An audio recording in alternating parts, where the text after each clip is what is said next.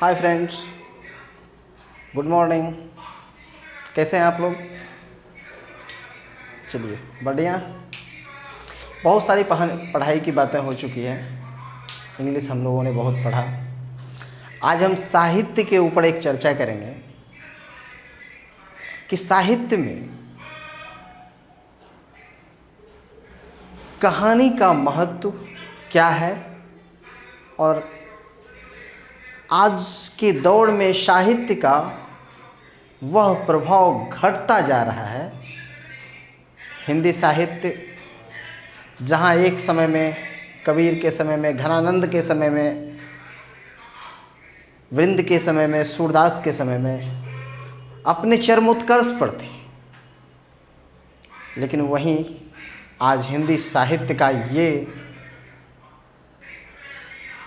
पतन शायद मुझे नहीं लगता है कि होना चाहिए था। कहीं न कहीं हम लोग इस चीज़ से काफ़ी परे जा रहे हैं, दूर जा रहे हैं, तो हिंदी साहित्य का ये प्रचलन गिरता जा रहा है। आज हमारे बच्चों को ही 99 तो आता है, परंतु 99 नहीं आता है। 99 क्या होता है? एडिशन आता है, जोड़ नहीं आता है। जोड़ क्या होता है? घटाव क्या होता है? गुना क्या होता है? भाग क्या होता है? तो इससे पहले कि हम कुछ शुरू करें, आप लोग शेयर करें, लाइक करें और सब्सक्राइब करें। तो ठीक है, बस मैं स्टार्ट करता हूँ। आज के दौर में ये जहाँ साहित्य की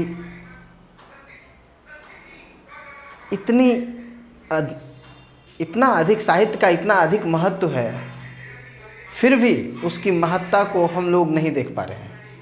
उसका सिर्फ एक ही कारण है कि हम लोग साहित्य से काफ़ी परे जा रहे हैं।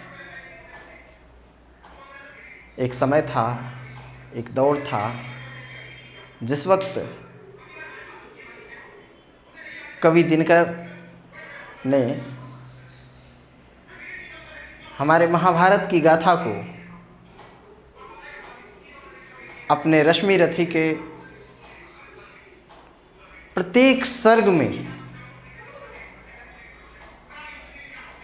एक मार्मिक दास्तान के रूप में उद्धृत किया था, और वो आज भी हमारे जीवन में, हमारे जीवन में कहीं न कहीं एक अंकुरित बीज की तरह पनप रही है। हिंदी साहित्य में ऐसे ही एक कहानीकार थे जिसका नाम था प्रेमचंद। भले ही प्रेमचंद का जीवन आज के अंबानी, अनिल अंबानी, मुकेश अंबानी के जैसा ना बीता हो या चेतन भगत की तरह नहीं बीता हो, लेकिन उनके लेवल में कहीं पर भी इन लोगों का कोई ठिकाना नहीं था। अगर वो अर्श पर थे तो ये फर्श पर हैं आज भी। और कहीं आप लोगों को अगर इस बात की थोड़ी सी भी संशय हो, थोड़ा सा भी संशय अगर इस बात में लगे, तो कहानी के मार्मिक दास्तान से लेकर के उनके जीवन का एक परिचय जरूर पढ़ लीजिएगा। वह मार्मिक दास्तान शायद ही किसी कहानीकार की कहानी में मिलती होगी, जो मार्मिक दास्तान उनकी कहानी में थी, जो मर्म उनकी कहानी में पिरोया गया था। एक एक लाइन, एक एक उद्धरण, हर एक पैराग्राफ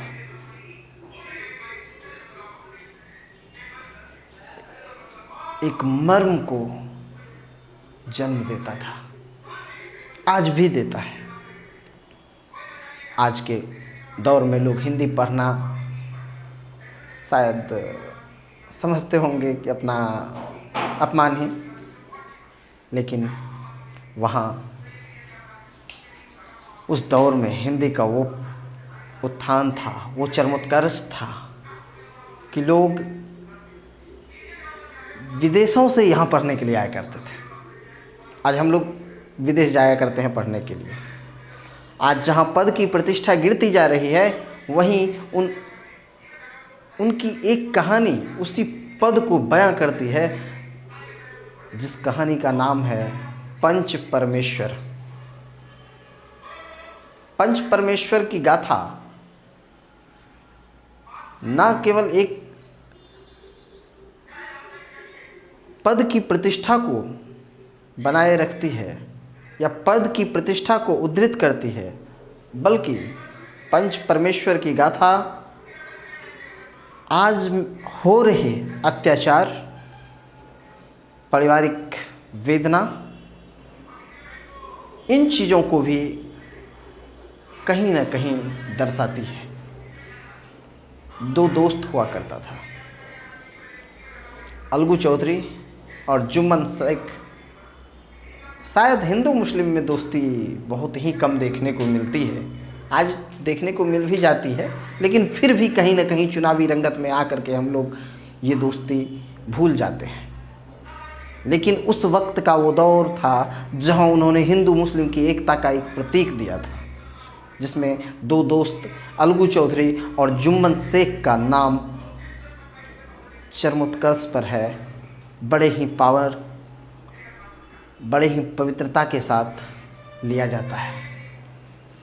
अलगू चौधरी और जुम्मन शेख दो दोस्त थे।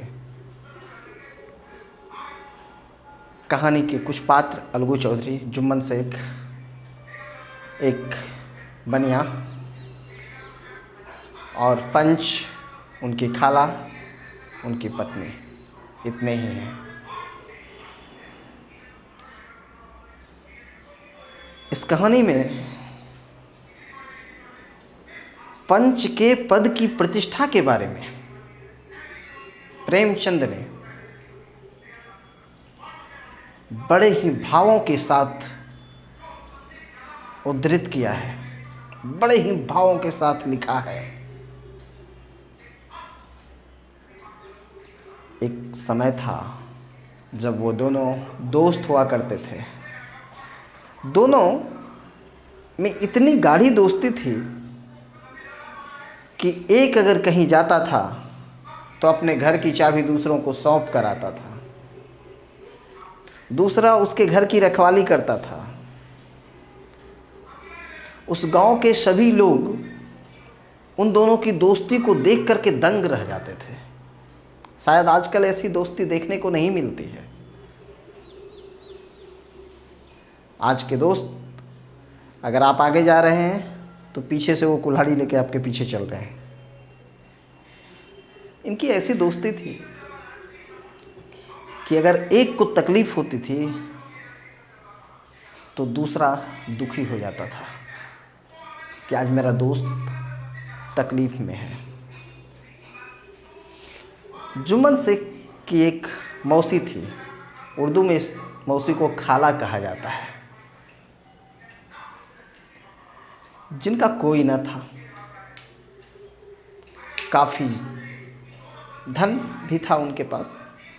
तो जब तक खाला का धन जुम्मन के नाम नहीं हुआ था तो खाला की पूजा होती थी। पहले बहुत सुखी रह रहे थे सभी, लोगों में भी इस दोस्ती का प्रमाण दिया जाता था। लेकिन खाला की ज़मीन को जुम्मन ने खाला को बहला फुसला करके अपने नाम करवा लिया। उसके ठीक बाद कुछ दिन तक तो ठीक ठाक चला, लेकिन कुछ दिनों के बाद प्रायः जुम्मन शेख की पत्नी खाला को रोटियां कम और गालियां ज़्यादा देती रहती थी। खाला इस बात से बहुत ही परेशान रहने लगी। फिर उसने सोचा क्यों न जुम्मन से कहकर अपने लिए अलग व्यवस्था करवाई जाए। मैं अपनी रोटी खुद भी बना सकती हूँ, जब तक मेरे हाथों में बल है हम अपना काम खुद कर लेते हैं। उस बेचारी को शायद रोटी बनाने में प्रॉब्लम हो रही होगी, रोटी बनाने में समस्या आती होगी, तो हम क्यों ना खुद इस काम को कर लें। तो खाला ने इस बात की चर्चा जुम्मन के पास की। जुम्मन को क्या था, जुम्मन तो अब हर चीज़ से परिपूर्ण था। उनके पास खाला की जो भी ज़मीन जो खाला के नाम थी वो अपने नाम करवा लिया था उसने। जुम्मन भी बिफर पड़ा। जुम्मन को उसने कहा कि बेटा मुझे कुछ पैसे दे दिया करो तो मैं अपना खाना खुद बना लूँगी, महीने में कुछ दे दिया करो। जुम्मन बिफर पड़ा। चूँकि वो प्रतिष्ठित था, जुम्मन और अलगू चौधरी दोनों समाज के दोनों दो पहलू थे और दोनों एक अपनी प्रतिष्ठा के धनी थे। तो जुम्मन ने ताना दे दी, जो करना है कर लो। खाला ने कहा पंचायत बुलवाएंगे। बोला बुलवा लो। बेचारी बूढ़ी को उस वक्त कैसा लगा होगा जिस वक्त उसके हाथों से सारी ज़मीन चली गई, उसके पास कुछ भी न था, फिर भी उसने हिम्मत नहीं हारी। दड़ दड़ जाकर के उसने पंचायत की खबर दी कि बेटा ऐसी समस्या मेरे साथ है और मैं पंचायत रखना चाहती हूँ, तुम लोग इसमें मेरा सहयोग करो। कैसा वो मर्म होगा उस वक्त, उसे कैसा महसूस हुआ होगा जिस वक्त दर दर घूमकर अपने ही धन के लिए, अपने ही बहन के बेटे के कर्मों से परेशान होकर अपने अधिकार की लड़ाई के लिए, अपने दो वक्त की रोटी के लिए तरसती बिलखती दर दर जाकर पंचायत की खबर दे रही थी। और इस खबर को लेकर वह अलगू चौधरी के पास भी गई, जो कि जुम्मन शेख का बहुत ही गहरा मित्र था। मित्र ही नहीं बल्कि दोनों दो जिस्म और एक जान थे। तो अलगू चौधरी ने खाला को कहा कि खाला मुझे इन सब चीज़ों से दूर रखो और बाकी जो करना है करो। तुम तो जानती ही हो कि अलगू मेरा, वो जुम्मन मेरा दोस्त है, तो इसमें मेरी दोस्ती के आड़ के बीच अपने न्याय पक्ष को कहाँ रख रही हो। खाला ने कहा कि दोस्ती के लिए क्या ईमान भूल जाओगे। अलगू चौधरी लज्जित हो गया, कहा ठीक है चलो। दूसरे दिन पंचायत बुलवाई गई, सभी लोग आए, पंच भी थे। जुम्मन शेख को पंच चुनने की आज़ादी दी गई। जुम्मन ने कहा पंच मैं क्या चुनूंगा, खाला जिसको चाहे पंच चुन ले, क्योंकि उसको अपनी प्रतिष्ठा पर पूरा भरोसा था। खाला ने अलगू चौधरी का नाम अपने मुखारविंद से लिया। अलगू थोड़ा सा भरमाया भी, लेकिन जुम्मन के चेहरे पर तो मुस्कान सातवें आसमान पर थी। अब जुम्मन को अपने जीत में, अपने पक्ष में जरा भी संशय नहीं था। अब जुम्मन यही सोच रहा था कि अब खाला का क्या, इसके सर पर कोई भूत सवार था जिसके कारण इसने पंच को चुनने की भी जब बारी आई तब भी अलगू चौधरी को चुना। और अलगू मेरा कभी विरोध नहीं कर सकता, मेरे प्रतिपक्ष में कभी निर्णय नहीं दे सकता। अलगू चौधरी और सभी पंचों ने खाला की दास्तान को भी भाव विभोर होकर सुना। उस दास्तान को सभी पंचों ने सुनने के बाद निर्णय अलगू के ऊपर रखा। अलगू पंच के पद पर पहुंचते ही सभी दोस्त दोस्ती के उन धागों को तोड़कर अलग सोचने लगा। अलगू ने सोचा कि कर्तव्य का साथ दूं या फिर दोस्ती का। एक तरफ पंच के पद की प्रतिष्ठा थी तो दूसरी तरफ दोस्ती की वह प्रतिष्ठा। दोस्ती का वो दौड़ जो सदियों से चला आ रहा था, जो बचपन से खेले थे, एक साथ पढ़े थे, एक साथ खाते थे, खेलते थे, वो आज खत्म होने वाली है। काफी उधेर बुन में था वह। इन चीजों को सोचते हुए अलगू चौधरी ने पंच की प्रतिष्ठा को कायम रखते हुए खाला के पक्ष में अपना निर्णय सुनाया और जुम्मन को कहा कि या तो वह खाला की सारी ज़मीन को वापस कर दे या खाला की देखभाल की पूरी जिम्मेदारी ठीक निष्ठा के साथ करे।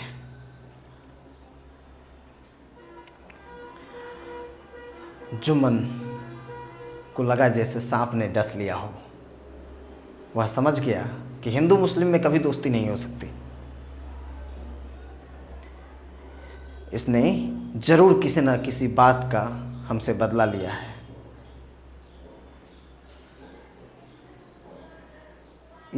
इस घटना के बाद से जुम्मन हमेशा अलगू को पछाड़ने के लिए, अलगू को किसी न किसी तरह से हानि पहुंचाने के लिए मौके की तलाश में रहता था। कहा जाता है हर चीज का हल बदला नहीं होता, लेकिन अलगू तो शांत था, जुम्मन अपने बदले की ताक में था। अलगू चौधरी के पास 2 बैल थे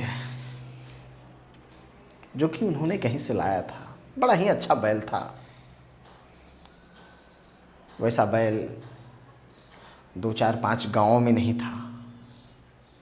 उस बैल की एक जोड़ी थी, उस जोड़ी में से एक बैल उसका मर गया। अलगू की पत्नी ने सोचा कि जरूर इसे मतलब जुम्मन ने जहर दिया होगा। फिर भी अलगू चौधरी ने अपनी पत्नी को किसी न किसी तरह से समझाया, कोई बात नहीं, जो ऐसा होता है, ऐसा नहीं हो सकता कि उसने जहर दिया है। किसी भी तरह से उसने समझाया उसको। बाकी का जो एक बैल बचा था उसे एक बनिए के यहाँ बेच दिया। वह बनिया उस बैल को पाकर काफ़ी खुश हुआ। वह रोज़ उस बैल पर सामान लाद कर बाजार से घर, घर से बाजार, बाजार से घर, घर से बाजार आता। खुशी के मारे इतना वह विभोर हो चुका था कि उसे बैल को खाने तक देने की शुद्ध ही नहीं रहती थी। पर पशु तो पशु होता है, वह बोलकर कहाँ खाना खा पाता है। उसकी वेदना को कौन जाने, उसके अंदर की भावना को सिर्फ चेहरे के भावों से ही समझा जा सकता है। लेकिन एक दिन ऐसा हुआ कि बनिया बाजार से कुछ सामान लेकर आ रहा था। भूख के मारे बैल पछाड़ खाकर गिर पड़ा और उसने तुरंत अपने प्राण त्याग दिए। रात भर बनिया वहाँ पर अपने सामान के साथ बैठा रहा। उसके कुछ सामान भी चोरी हो गए। सुबह घर आया, लेकिन हुई क्या थी कि गांव में ये चलते रहता है कि उधार पैसा नगद। तो उसने उधार ही ये बैल खरीदा था कि कुछ दिनों में कमा करके मैं तुम्हें पैसा दे दूंगा। ये अलगू चौधरी को उसने समझाया था, लेकिन अभी तक उसने पैसा दिया नहीं था और बैल भी मर गया। अब अलगू चौधरी से ना रहा क्या, उसने खबर उसे भी इस बात की लगी कि बैल मर गया और पैसा अभी तक वापस नहीं आया है। तो उसने जाकर के अपना पैसा मांगा। लोहा गर्म था, चोट लगी, बर्दाश्त ना हो सका, वह पैसा देने से विफर गया। सारे गांव में इसकी चर्चा हुई, बात पंचों तक आ पहुंची, पंचायत बैठी। अलगू चौधरी ने पंचों का मान रखने के लिए और अपनी प्रतिष्ठा को बचाते हुए पंच चुनने का अधिकार बनिए को दे दिया। बनिए ने पंच के नाम पर जुम्मन का नाम लिया। उसे पता था कि जुम्मन और अलगू में जो दोस्ती थी उस बीच में दरार नहीं, अब वो खाई बन चुकी है। और आज अगर जुम्मन को चुना जाए तो फैसला मेरे पक्ष में ही होगा। देखिए, यही इसे कहा जाता है कि जब कोई दो आपस में लड़ता हो तो तीसरा उसका फायदा उठाना चाहता है। लेकिन बात यहां खत्म नहीं होती है। पंचायत हुई, लोगों के पास निर्णय को सुनने के लिए दोनों कान खुले हुए थे। जुम्मन भी बदले की ताक में था और जुम्मन सोच रहा था, अच्छा मौका मिल गया, आज तो अलगू से उस पुराने बदले का, पुराने उस दुश्मनी का हिसाब लेना है। कुछ नहीं, पंच के पद पर बैठते ही कहानी सुनता है और अपना निर्णय सुनाने के लिए 2 मिनट उसने आंखें मूंद ली और सोचा, क्या निर्णय सुनाऊं? बदले की आग में जलकर वो भुना हुआ निर्णय सुना दूं या फिर न्याय का साथ दूं? फिर उसने फैसला सुनाया और बनिए से पूछा कि अगर जिस दिन तुमने बैल खरीद लिया होता उसी दिन पैसा नगद ही दे दिया होता तो क्या आज तुम अलगू से पैसा मांगने जाता? इतना सुनते ही बनिए का पूरा शरीर हिल गया। अलगू रोने लगा। बनिए को कहा गया कि जितना बैल का दाम हुआ था वो दाम, वो पैसा तुम अभी के अभी अलगू चौधरी को दोगे, क्योंकि जिस वक्त अलगू चौधरी ने तुम्हें बैल दिया था वह एक स्वस्थ और हृष्ट पुष्ट बैल था।